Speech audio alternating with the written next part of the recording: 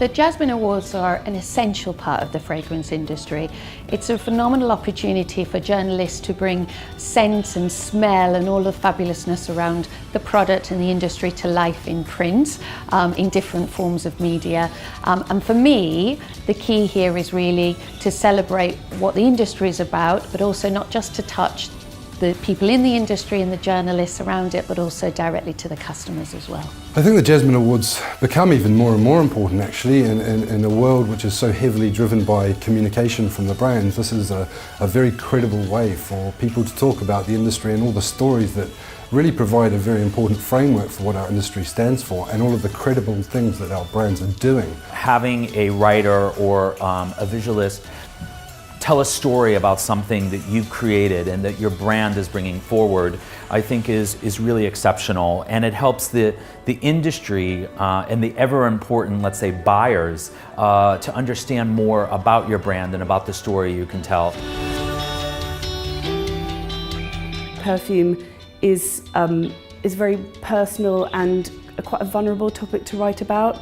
So being acknowledged for something of that scale is really important. Jasmines are definitely the most long-standing, they're the most regarded, and the judges tend to be people I respect, so to get recognition from them is really lovely. I think it's partly the kind of mix of judges. I think there's always people who are from completely different walks of life who are judging on the panel, and so when they look at your piece, they're reading it as an actual, you know, like, as the audience would do, as a normal reader would, and I think that if they love it, then that shows that you've really done your job well. It's very overwhelming to know that such a great panel of judges, you know, who really know this field so well, have seen my work and shortlisted it. It's really nice to be shortlisted. My feature was maybe a little bit offbeat, but it kind of speaks for the Jasmines that they're not taken aback by that. They go for originality and real points of view, so really nice to be nominated.